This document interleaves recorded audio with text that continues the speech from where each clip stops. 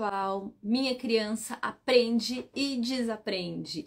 Hoje eu vou falar sobre isso, é uma pergunta que eu recebo muito no direct, muito nas mensagens, WhatsApp, Telegram e assim vai, todas as minhas redes sociais.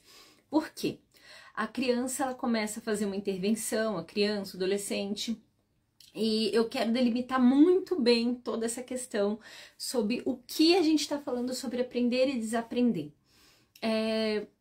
Quando eu recebo essa pergunta, a primeira pergunta que eu tenho que fazer para essa mãe, para esse pai, é qual é a referência dela de aprender e desaprender. Por quê? Se a gente está falando sobre, ensinei para o meu filho a guardar uma coisa e ele esqueceu onde guarda, ou esqueceu... Não, a gente não está falando sobre uma intervenção propriamente, de forma estruturada e tudo.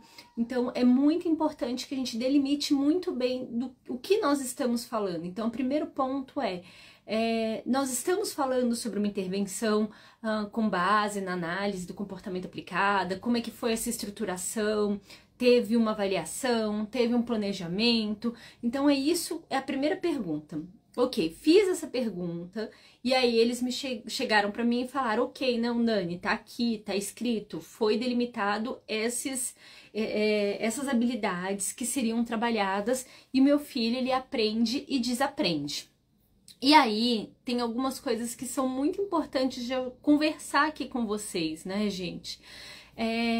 Quando nós estamos falando sobre transtornos de neurodesenvolvimento, se a gente está falando de uma criança que é autista, uma das primeiras coisas que nós temos que lembrar é essa interface do autismo com outros transtornos.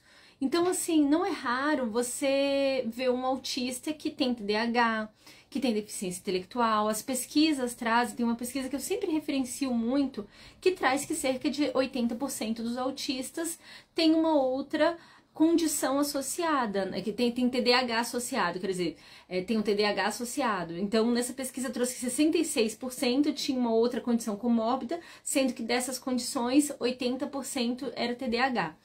E assim, outros transtornos também, 40 e tanto por cento TOD, assim vai. E aí, uma coisa que é muito importante, que na hora que a gente vai entender sobre transtornos de neurodesenvolvimento, existe 3 coisinhas que estão relacionadas a todos esses transtornos de neurodesenvolvimento, né? E quais são eles? Nós estamos falando ali do autismo, da deficiência intelectual, do TDAH, do transtorno motor, transtorno de aprendizagem. Então, basicamente, isso aqui é a aquisição, adquirir habilidade, reter essa habilidade e aplicar essa habilidade. Então, de forma bem resumida, os transtornos de neurodesenvolvimento, eles causam prejuízo nessas 3 interfaces. Então, vamos lá, adquirir, reter e aplicar. Isso daí é a base da vida, né? Qualquer habilidade que a gente tem para dizer que a gente tem essa habilidade mesmo, são esses 3. Então, a gente já sabe que esse indivíduo tem essas dificuldades. Outra coisa também, que é muito importante, é que assim, quando a gente vai olhar esses 3 itens de forma um pouquinho mais profunda, nós entramos nas questões das funções executivas. E é muito importante que vocês compreendam também essa interface dessas funções executivas. Então, vamos lá entender um pouquinho mais sobre isso, né? Quando nós estamos falando sobre esses 3 itens, não é raro que nós vamos pegar um indivíduo que ele tem problema na questão de atenção e concentração. Então, assim, o que vem a ser a atenção e concentração? É ele fazer esse rastreio do ambiente, ver o que é relevante, o que é irrelevante, inibir a distratores. Então, veio alguma coisa, passou uma mosquinha, passou uma coisinha, caiu alguma coisa no chão, e ele continua atento no que é primário a ele. Então, assim, essa daí é uma das questões que altera muito. E vocês vão entender depois por que eu tô falando isso, porque a gente vai... Primeiro eu vou pegar uma parte muito teórica, a primeira parte dessa live ela vai ser muito teórica, e a segunda parte vai ser prática, tá? Mas a gente precisa desses conceitos teóricos para que vocês compreendam onde eu quero chegar. Memória de trabalho. Te dei uma sequência de números, uma sequência de coisas, tarefas. Olha, tá aqui, deixa eu ver aqui, o Rafael que acabou de entrar aqui na live. Rafael, você vai ali na cozinha pega um talher, aproveita, abre ali a geladeira, pega o leite pra mim, passa no armário, eu dou uma sequência de coisas pra você fazer. Você não precisa decorar isso pro resto da vida, mas você vai precisar decorar para aquele momento. Outra coisa também que a memória de trabalho, ela vira depois memória, vira entre aspas, tá, gente? É uma forma de falar. Com o passar do tempo. Então, se você tá trabalhando o tempo todo memória de trabalho, numa sequência de tarefas, uma hora essa memória meio que consolida, ela cristaliza, né? De tanto que você vai repetindo, repetindo, repetindo, isso vai reverberando na cabecinha, até uma hora que isso, assim, esse caminho, você só já começa a pensar nessa cadeia, todo esse sequenciamento já fica, tá vindo as próximas tarefas, o cérebro já fica meio preparado para o que vem. Por isso que a memória de trabalho é tão importante, e infelizmente é uma das coisas que se falha muito no autismo. Eu falei para vocês sobre atenção e concentração primeiro, né, que tá bem presente esses déficits em relação ao TDAH. A memória de trabalho, que é uma coisa que é bem presente em relação à DI, mas sempre tem essa interface. Eu quero que vocês tirem da caixinha todos esses transtornos e pensem de forma conjunta. O controle inibitório, que vinha a ser o controle inibitório. Eu tenho uma coisa que eu gosto, digamos que esteja aqui um doce, aqui ó, eu gosto do meu house, eu tô afim de comer house, ele tá aqui na minha frente, mas eu tô fazendo live conversando com vocês. Eu não vou abrir e comer, porque vai prejudicar eu conseguir conversar com vocês. Então eu tô usando o meu controle inibitório pra não comer o meu house preto. Então a gente tem que ter esse controle então o nosso prazer fica controlado para que a gente possa fazer outras coisas. Ideação, planificação, tomada de decisão. Aqui nós estamos falando sobre o processo de praxe, que alguém me chama, Dani, eu vou ter que virar, eu ouvi, então eu ouvi, eu já sei, nossa, a pessoa tá me chamando, então eu vou ter que fazer o planejamento motor de virar e na direção do som para falar com essa pessoa. Então eu fui e começo a planejar na minha cabecinha como é que eu vou fazer todas essas coisas para responder a pessoa. E aí, no meio de tudo isso daí, existe a flexibilização. Porque, por exemplo, e aí, digamos que eu ouvi isso, eu achei que a pessoa estivesse aqui, mas na verdade é um interfone, é um celular, é uma tela. Então eu vou ter que flexibilizar todo esse planejamento que eu fiz para atender essa pessoa de uma outra forma. O que mais? E basicamente isso. Então, atenção e concentração, memória de trabalho, controle inibitório, ideação, planificação, execução, tomada de decisão e flexibilização, eu já falei? Enfim, são todos esses que nós temos que ficar atentos quando a gente vai falar sobre transtornos de neurodesenvolvimento. Existe toda essa interface. Ok, recapitulando, gente. Eu falei para vocês aqui sobre que os transtornos de neurodesenvolvimento, eles têm uma interface entre eles, que as principais funções, as definições cognitivas, né, dos prejuízos dos transtornos de neurodesenvolvimento são basicamente 3, de forma bem resumida, que é aquisição, retenção e aplicação do que é aprendido. Eu abri isso para vocês falando sobre as funções executivas. E aí agora a gente vai entrar propriamente sobre a criança que aprende e desaprende. Qual é a questão? Eu falei para vocês também no início da live que quando a gente vai olhar que se ela aprende ou desaprende, a gente tem que olhar em que ótica. Nós temos que saber da onde está indo para onde vai. Então, não adianta a mãe falar, meu filho não aprende, mas não aprende com base no quê? Como é que foi sua estratégia? O que você fez? Me liste aí as suas fundamentações. Não é por aí. Então, nós estamos nos fundamentando nas intervenções que estão sendo feitas para esse aprendiz, para essa criança e tudo. Então, vamos lá pegar essas intervenções e analisá-las. Então, tá ali na intervenção, no PEI, que vão ser trabalhadas tais habilidades. E aí, nós vamos por aí. Então ela não está alcançando essas habilidades que foram definidas no PEI e foram desenvolvidas nos programas de ensino. Então, é esse o caminho. Ok, qual é a questão? Hoje em dia, gente, Tem dois grandes erros que eu tenho recebido de muitas clínicas, de pais trazendo relatórios e tudo, e muitas questões, né? Vamos lá. Não é raro a criança parar na primeira fase da aprendizagem, porque existem vários estágios nesse processo de aprendizagem e a criança fica no primeiro estágio. É trabalhado só o primeiro estágio. Então, isso daí é extremamente preocupante, né? A gente tem que estar pensando em vários desses estágios. E aí o que acontece? Vamos lá pensar nesse programa dessa criança. Tem uns dois autores que eu gosto muito, que é o Albert e Trutman, que eles falam sobre 4 grandes fases da aprendizagem, que é a aquisição, a fluência, a manutenção e a generalização. E tem uma autora que ela traz mais uma que eu gosto muito, que é a adaptação.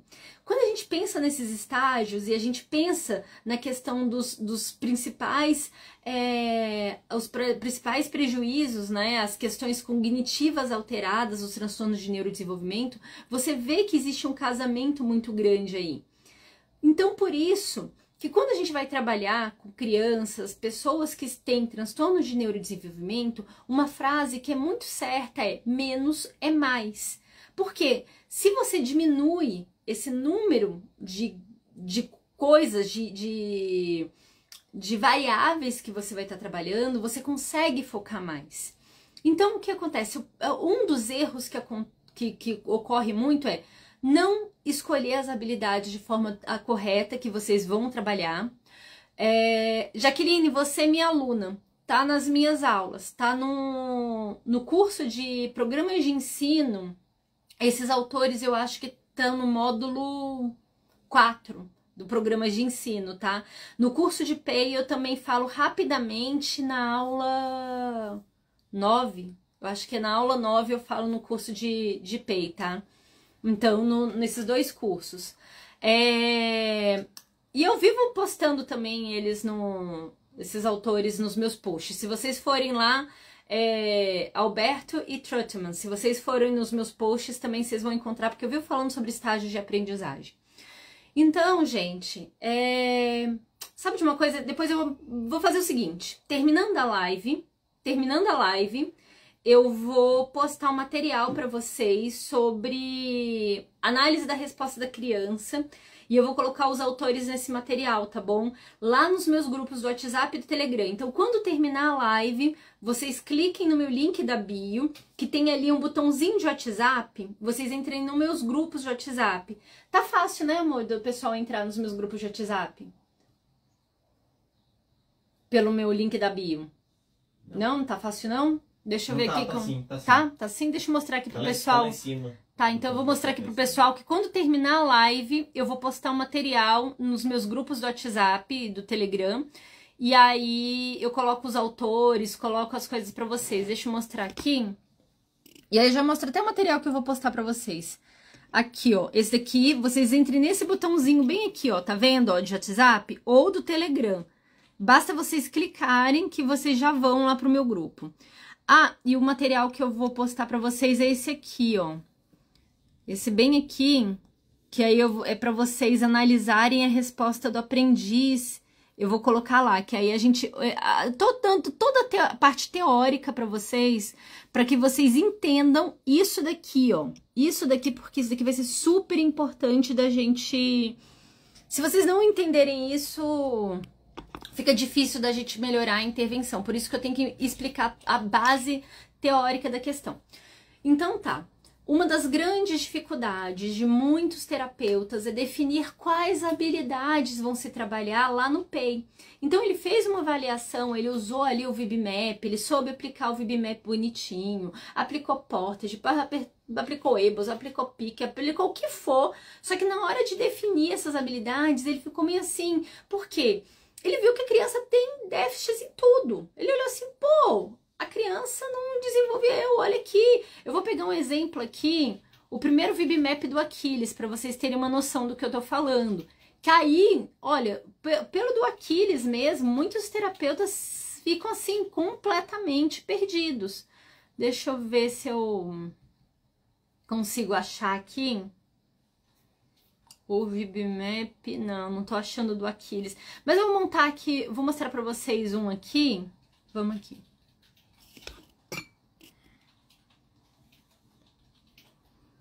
Aqui, pronto. Vou mostrar aqui pra vocês um. Aqui. Olha, gente, olha aqui. Essa criança. Aqui o VibMap. Não tá completando nada. Aqui, ó, vamos lá. Mando, que é pedido, tato. Aqui, uma criança de 4 anos que não tem essas habilidades, ó. Isso aqui é uma habilidade de 0 a 18 meses esperado.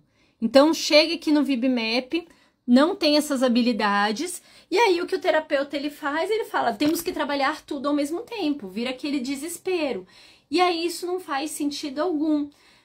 Então, o que se tem que escolher são habilidades que abrem portas para outras habilidades. Então, quais são essas bases, né? Ele tem que performar visualmente melhor. Então, não é contato visual, que é um erro muito grande, que o pessoal fala, tem que ter contato visual. Não, tem que performar visualmente. Porque as pessoas acham que contato visual é isso. Ele tem que ter uma performance auditiva boa. Por isso que eu gosto muito da gente falar sobre os canais de aprendizagem, muito mais do que eu ficar falando sobre mando, tato, enfim. Eu acho que os canais de aprendizagem, eles são muito mais didáticos para a gente poder entender essa questão. Deixa eu ver aqui para eu explicar melhor sobre os canais de aprendizagem para vocês. Então, quando a gente vai olhar esses canais de aprendizagem, por onde ele está ouvindo, por onde ele está vendo, o tato, todas essas questões, isso ajuda muito no processo. Outra coisa também é que ele tem que ver, ouvir e tomar decisões em cima disso. Então, ele também tem que saber falar coisas ou pedir, falar não necessariamente com palavras, mas através de figuras, através de gestos, para pedir coisas da necessidade dele. Então, eu quero aquilo dali que eu tô vendo. Eu quero tal coisa. Não, para, não quero isso. Para. Então, eu quero ajuda. Eu não tô sabendo fazer isso. Me ajuda. Eu quero mais.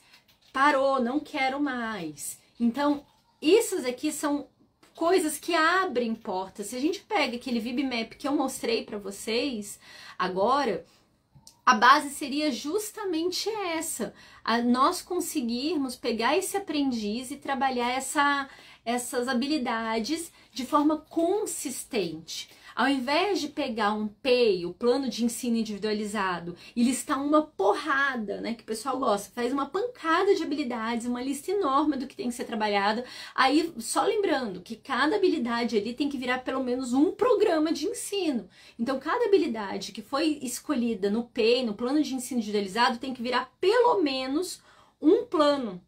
Então, deixa eu só adicionar aqui rapidinho.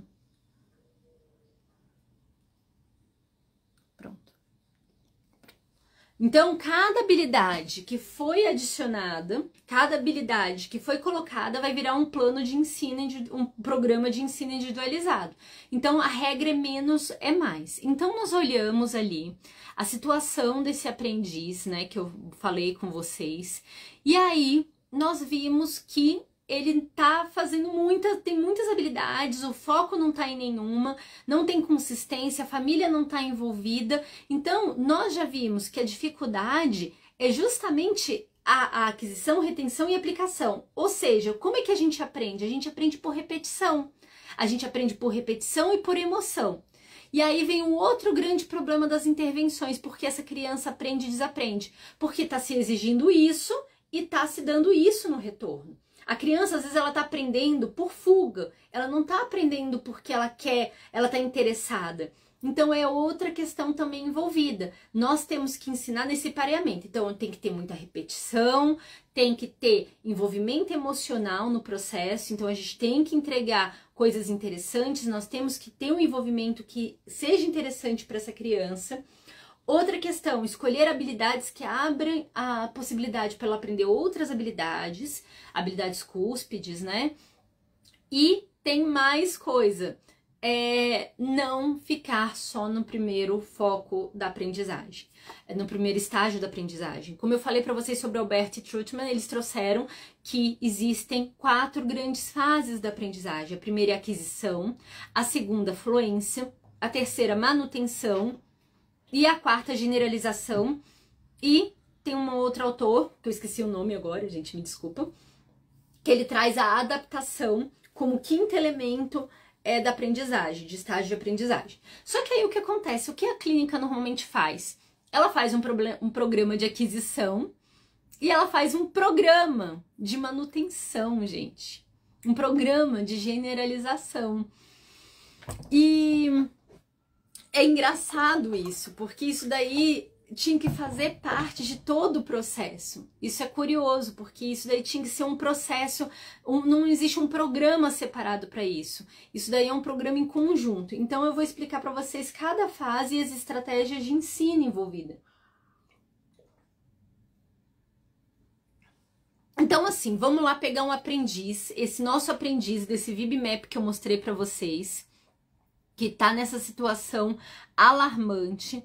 Vou pegar aqui para ele, vou mostrar aqui novamente para vocês, pra gente discutir o caso dele aqui. Vamos lá.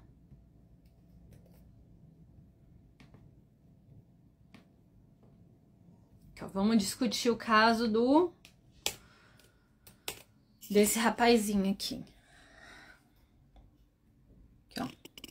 Tá bem aqui, ó. Nós estamos olhando aqui, ó. Mando, então... solicitação, nomear coisas, o comportamento de ouvinte, então ouvir e tomar decisões, performance visual, brincar, o social, imitação, ó, não tem nada de imitação aqui. O ecoico, né, que é imitar sons, palavras. Então, aqui, ó, e a vocalização espontânea. Então, nós estamos olhando aqui o VibMap dele e ele tem disruptivos também. Digamos que ele tenha já disruptivos por não conseguir pedir as coisas e tudo. Então, como é que nós vamos fazer? Nós vamos escolher o que é essencial mesmo para esse aprendiz. Nós temos que melhorar os pedidos, porque ele não pede. Nós temos urgentemente, não vamos mexer com tato, não temos que mexer no momento, não que não tenha, mas é porque assim, a gente tem que consolidar certas aprendizagens e tem que estar todo mundo envolvido. Então a gente vai ensinar a questão de pedido, nós vamos sim melhorar essa performance visual dele, que é muito importante, performance visual e performance auditiva, mas para isso nós vamos estar trabalhando também a imitação. Então a gente vai estar trabalhando nesses eixos, a imitação, as performances auditiva e visual e a questão do mando, dos pedidos. Então, nós vamos estar trabalhando todas essas questões. Ok. E aí, vamos lá para a fase de aquisição. Habilidade aprendida com precisão. Então, aqui, quais estratégias de ensino? Modelagem, avisos de dicas, visuais, exercício. Então, a primeira fase que a gente vai estar trabalhando a aquisição, a gente vai estar modelando esse comportamento, repetindo, fazendo estratégias realmente de repetição. Possivelmente, vai ser uma abordagem mais estruturada para algumas habilidades. Então, a gente vai estruturar mais essa aprendizagem para ter mais oportunidade. A gente vai ter que fazer esquemas de reforçamento mais intensivo, porque a gente quer que seja interessante para ele. Porque, enfim, nós estamos trabalhando com transtorno de neurodesenvolvimento, a gente está exigindo isso e dando isso? Não pode, então a gente tem que dar isso. A próximo estágio da aprendizagem é a fluência. E como é que a fluência ela é feita? Também com tarefas de repetição, só que nesse momento elas são cronometradas. Nós deixamos de deixar por tentativas mais discretas, né? Essa análise discreta no tempo. E nós vamos agora,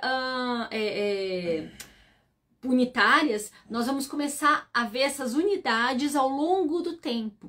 Então, é aquela história, por exemplo, a criança está aprendendo, ela tem uma criança com apraxia de fala. Vamos pegar uma criança com apraxia de fala, que fala bolo.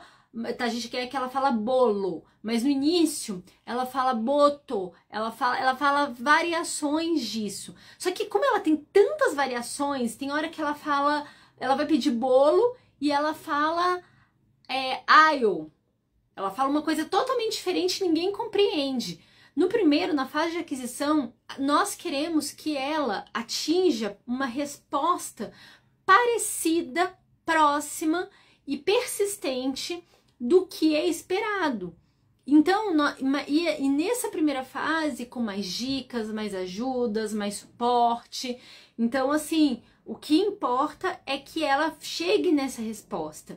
Quando ela chega no estágio de fluência, ela consegue dar um maior número de respostas, ela já se torna mais fluente. Então, assim, consegue... A comunidade verbal dela, a comunidade vai compreender melhor, porque ela está mais fluente, ela vai falar esse bolo, ela pode até não levantar a língua, mas ela fala bo, por exemplo. Ela vai pedir bolo, vai falar bo, qualquer coisa próxima disso. Ok, tá todo mundo entendendo, ela tá mais fluente nesse aspecto. A generalização tá justamente na seguinte questão. Se esse aprendiz vai para a escola e chega para o professor e pede bolo, um bolo, a professora consegue entender o que é bolo e ela começa a pedir para outras pessoas para solicitar, ok, tá generalizando. E normalmente isso daí é feito por treino de discriminação e treino de diferenciação. Quando a gente vai falar sobre manutenção, gente, a manutenção é fornecer habilidade para... Então, assim, passou muito tempo sem comer bolo. Por exemplo, vou dar um exemplo do Aquiles. O Aquiles, ele gosta muito de morango, mas morango não tem em todas as épocas do ano. Hoje em dia até que tem, né? Mas eu evito ficar comprando, eu gosto de comprar fruta de estação. E morango é uma palavra muito difícil. E é muito difícil ele chegar nessas fases de aprendizagem para falar morango, porque ele tem uma praxia de fala muito severa. Então, depois de um ano, ele olha o morango, ele lembra do morango, ele quer um morango, mas ele não lembra ele não lembra como pronunciar morango. E morango, ele normalmente, o último estágio que ele tava falando monido, que era mais próximo, que a gente tava compreendendo, ninguém... outras pessoas não entenderiam, mas ele conseguia repetir isso muitas vezes de forma consistente, então já era uma vitória isso, que é uma de grande dificuldade na praxia de fala. E aí, essa fase de manutenção, ela ficou prejudicada. Então, nós temos que pensar, vocês veem, tá, ele não soube falar isso, mas se ele sabe falar, me dá, eu quero, ele pode até não falar isso, o morango, mas se ele aponta e mostra o que ele quer e fala, me dá, nós já entendemos que ele quer o morango. É o morango. Então, quer dizer que essa habilidade, ela tá generalizada, teve a manutenção dela. E aí nós vamos para essa última fase que o Alberto e o Trotman não traz, mas uma outra autora traz, que é a adaptação, que é a habilidade que pode ser adaptada a adequar às novas situações e condições. Então é a resolução de problemas, então a pessoa consegue resolver problemas com essas habilidades. Então, por isso que verbos, então vocês veem, eu não sei falar morango, mas eu sei apontar e pedir me dá. E aí pronto, resolveu o problema de não saber morango.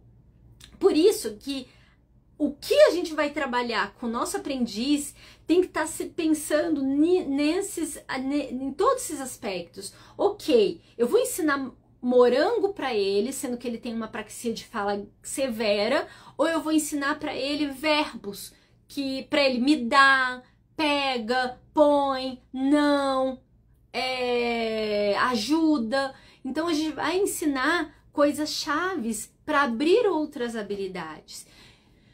Então é isso, gente. E aí, quando a gente vai pensar nos aspectos de fluência, de aprendizagem, existem componentes que são importantes e vão ser um pouco repetitivos o que eu tô trazendo para vocês. Quando a gente vai montar uma estratégia de aprendizagem, a gente tem que pensar em 5 itens que eu já repeti várias vezes aqui no meu TCC.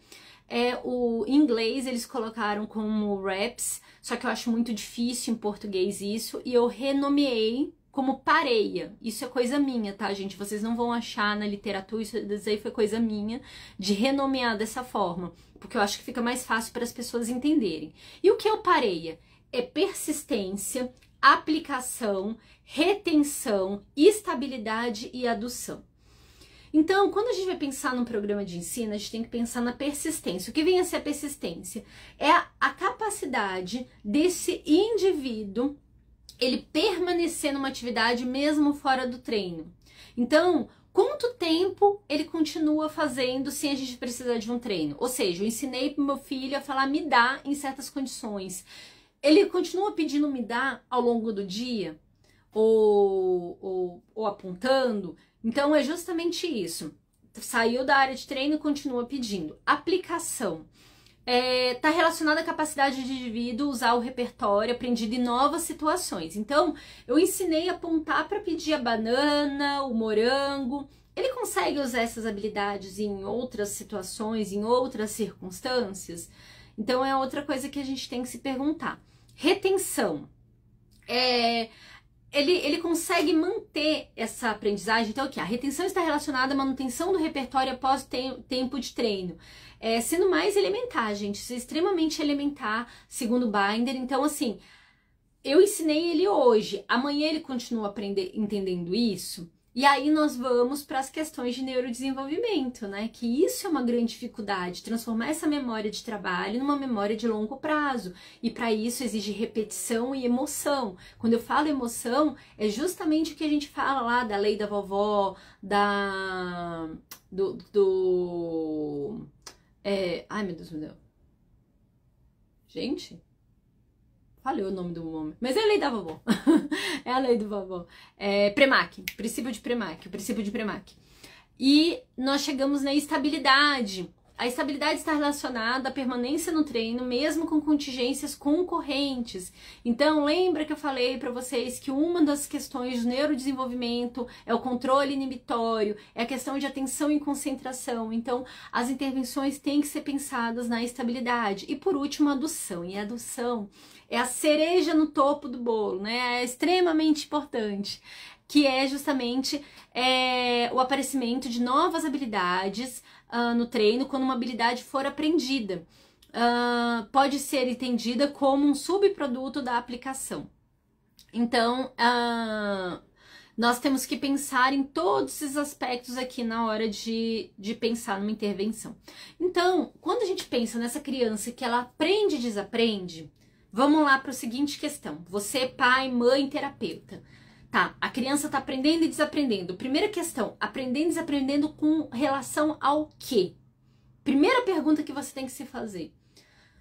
Tá, da vida, solto? Não, temos que ter como referência a intervenção. Então, qual é a intervenção? Você vai olhar lá as avaliações e olhar o PEI desse indivíduo. É nessa hora que você vai olhar esse PEI e falar, foram essas habilidades que foram estabelecidas. Legal. Como é que foram os programas dessas habilidades? Como foi o esquema de treino dessas habilidades? Então, se está se colocando muitos objetivos, esse aprendiz tem muitos déficits e as oportunidades de ensino são poucas, é complicado, é difícil. Então, nós temos que nos guiar em cima disso. Então, se nós temos muitos objetivos de ensino para um indivíduo que tem muitos déficits e poucas oportunidades de ensino para cada habilidade que foi definida, isso daqui é extremamente sério. Você não vai conseguir consolidar essa memória. Em falar em memória, tem uma neurocientista aqui que é a Anita Brito. E trazer para vocês, a Anita Brito, ela tá com uma pesquisa muito interessante, que ela precisa de mais pais envolvidos. Ser pesquisadora no Brasil é muito difícil, então eu vou até marcar ela aqui para que vocês sigam, porque em breve ela vai estar coletando dados para essa pesquisa e ela conta, nós precisamos da ajuda de todo mundo. Na verdade, assim, ser pesquisador no Brasil é ser guerreiro, né? Então, só um adendo aqui para que vocês conheçam a Anita Brito. Então, gente, como eu estava falando para vocês, nós temos que levar em consideração as habilidades que nós listamos no PEI, como é que tá esse programa de ensino e as oportunidades que estão acontecendo. Então, menos é mais. Talvez nós vamos reduzir o número de habilidades que vão ser trabalhadas para que a gente possa trabalhar de forma mais consistente com esse aprendiz. Então, que ele tenha mais oportunidades, que isso seja relevante nos ambientes dele, na casa, na escola. Então, nós vamos reduzir, aumentar o número de oportunidades para consolidar essas memórias. Como isso é importante, gente? Menos é mais. Tenham isso principalmente para crianças com muitos déficits, tá? Então, na verdade, eu acho que isso daí vale para todo ser humano. A gente quer... Nós estamos numa fase na vida, que aí eu vou falar sobre adultos, tá? E o que tá acontecendo? Eu recebo terapeutas, principalmente terapeutas, pais e mães também, que eles estão com o tal do FOMO. Por quê? Aqui na internet, nós bombardeamos todo mundo de informação. Eu posto por dia 1 a 3 posts. Eu chego assim, tem dia que eu dou na louca que eu faço assim, já teve dia que eu postei 6 coisas. E eu posto aqui no Instagram, eu posto no WhatsApp, eu posto no YouTube, eu tenho meu blog. Então assim, eu tô postando em tudo que é lugar. Aí tem um outro ali que também tá postando um bando de coisa, um bando de material, de pesquisa. Aí tem o Paulo Iberalesso, tem o Lucelmo, tem o Thiago, cada um postando um bando de coisa. Aí vocês entram em desespero porque vocês querem consumir tudo ao mesmo tempo. E não consolida. Não consolida nenhuma. A pessoa tá aqui na minha live e pula para outra live, e pula para outra live, porque quer consumir tudo ao mesmo tempo. Nós queremos tudo ao mesmo tempo. E isso tá causando muito prejuízo, porque eu vejo que as pessoas não estão aprendendo. Não estão aprendendo. A gente tá falando sobre as crianças aprenderem, mas os terapeutas, os pais também não estão conseguindo aprender porque querem tudo ao mesmo tempo. E eu entendo esse sofrimento. A gente quer absorver o mais rápido possível tudo. Por isso que, assim, a regra do... Quando a gente vê que a gente não tá aprendendo direito, que a gente tá entrando nesse processo de ansiedade... E aí a gente pensa na nossa criança também, o que nós vamos fazer? Menos é mais. Decidam, peguem um caminho para vocês seguirem e vão, assim, não queiram abraçar tudo ao mesmo tempo.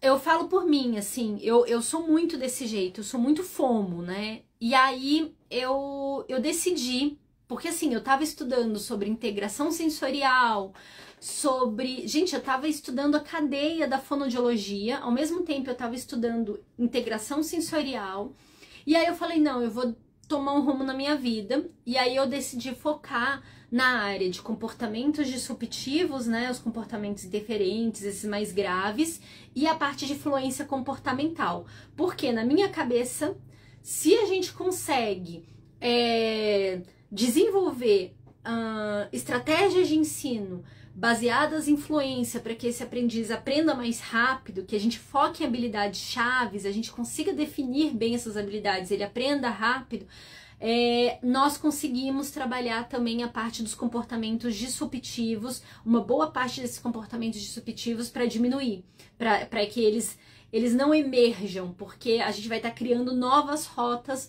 para que ele não vá por essa. Igual, por exemplo simples, alguém pisou no seu pé, e aí você grita um palavrão, enfim, você pode usar uma outra rota, sabe? A gente pode falar palavrão no meio da rua porque alguém pisou no seu pé, tá faltando controle inibitório. Então, assim, é justamente isso, a gente quer criar novas rotas. Então, aquela criança que sentiu incômodo ou queria alguma coisa, porque assim, ela quer alguma coisa e ela não consegue, é tipo uma dor, dói, gente, que você querer alguma coisa e você não poder ter. Isso dói muito. Então, essas novas rotas, elas ajudam, para muitos casos, a reduzir esses comportamentos.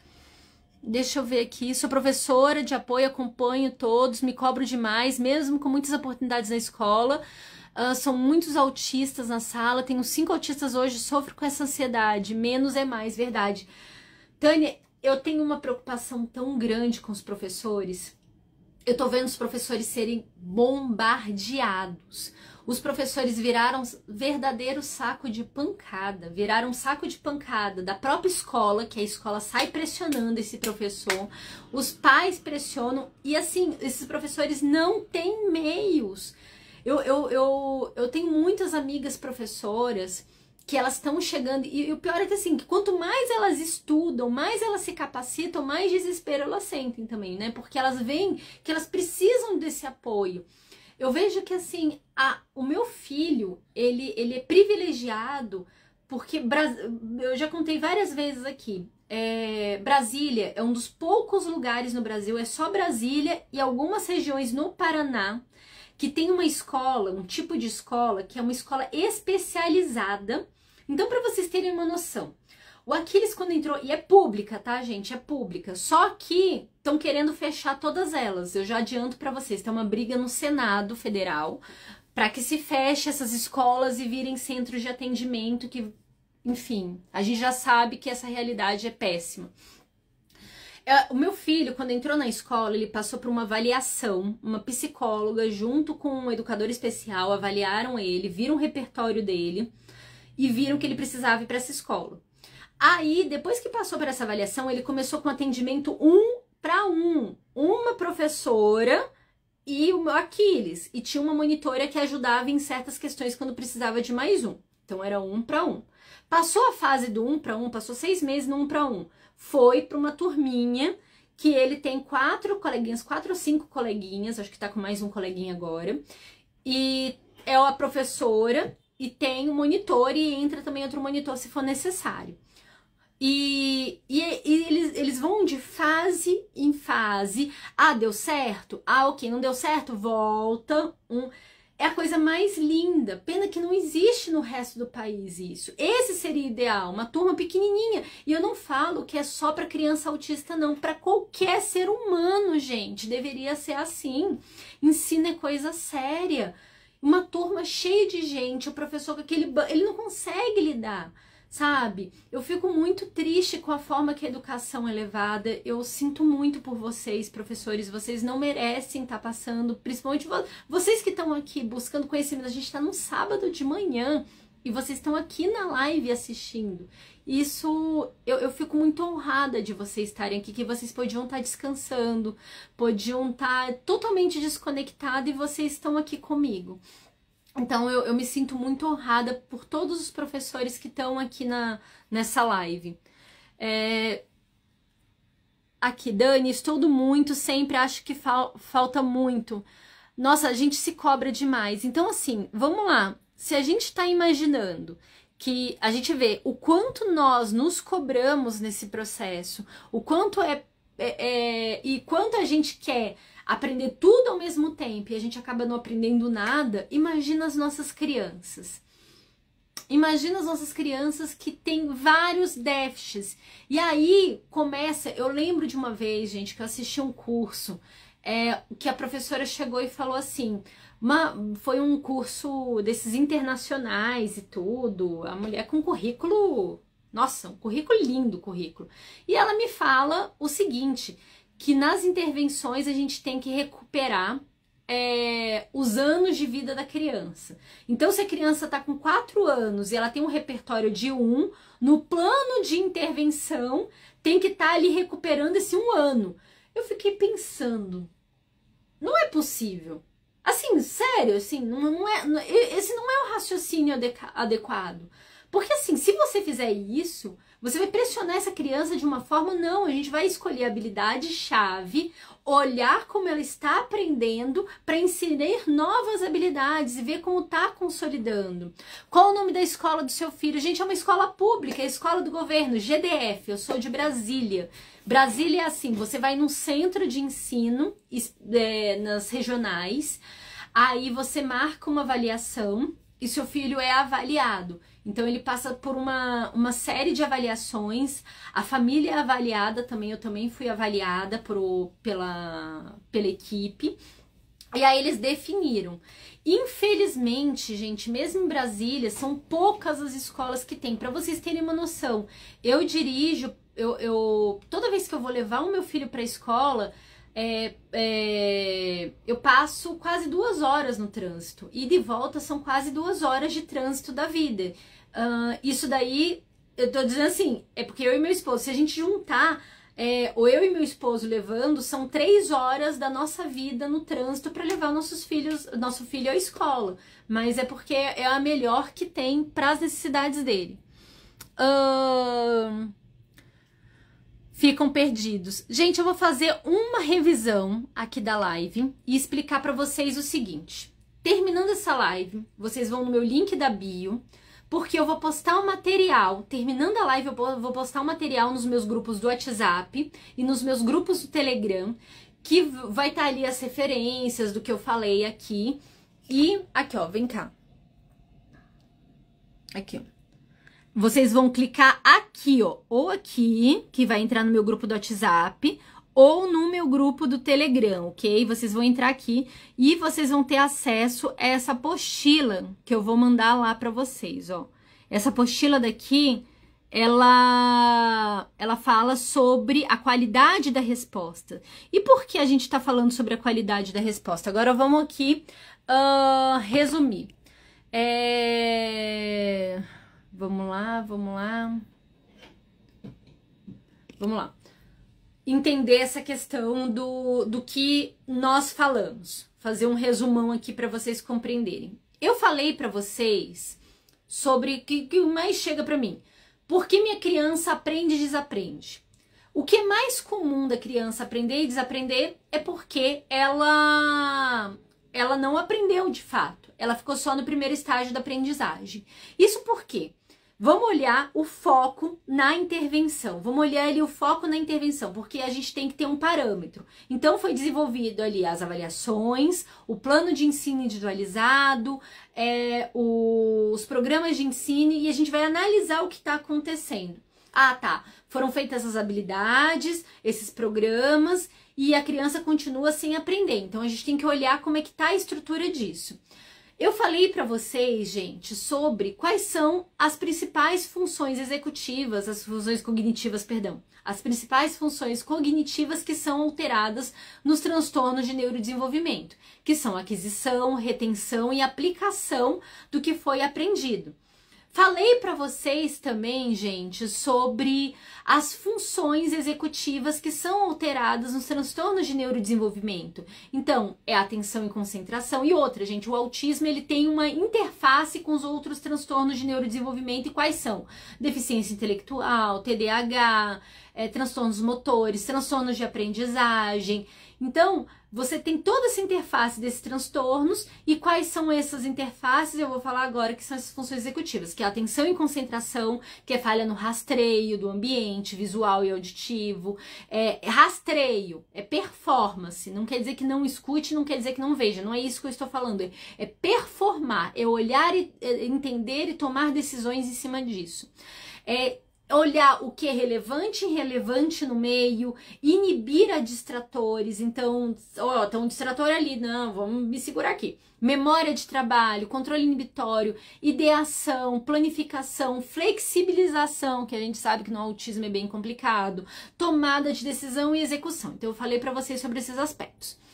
Aqui também eu falei para vocês sobre a questão dos estágios de aprendizagem. Então, nos estágios de aprendizagem, nós temos que aquisição, fluência, manutenção, generalização e tem a adaptação. Então, esses daqui são os principais estágios de aprendizagem. Então, uma intervenção bem feita tem que ser pensado nesses estágios de aprendizagem. E aí, nessa live, eu expliquei para vocês as estratégias de ensino para cada estágio de aprendizagem. Falei também para vocês sobre a questão dos elementos da fluência, né? O que esses elementos impactam. Falei para vocês sobre um caso, mostrando o gráficozinho ali do VibMap, de um caso onde o que nós deveríamos fazer. Então, nós discutimos isso aqui. Então, foi basicamente isso essa live. Eu vou encerrar agora, entrem no meu grupo do WhatsApp, eu vou só arrumar o texto aqui da apostila e mando para vocês, tá bom, gente? Só vou organizar uns detalhes aqui da apostila e vocês vão receber.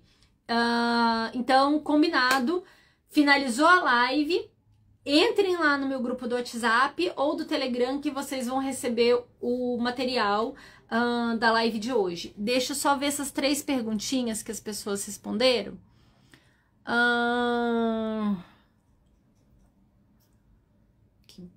No início do tratamento terapêutico percebemos rápida evolução, mas agora há 1 ano sinto que o processo evolutivo estagnou.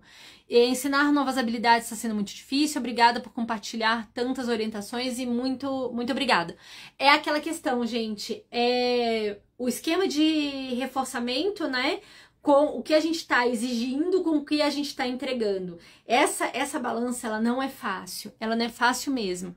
Gente, então um abraço para vocês e até mais. Link na bio, grupo do WhatsApp, e nós nos vemos lá. E, gente, pelo amor de Deus, dê um like quando essa live acabar. Eu vou salvar essa live e dê uma ajudinha. Basta você clicar naquele botãozinho que tem um coração. Ajuda a Dani aqui a trabalhar aqui na internet para que esse conteúdo alcance mais pessoas. Então, terminou a live, deixar o seu like aqui e ir lá no meu grupo do WhatsApp para pegar o material. Um abraço para vocês e até mais.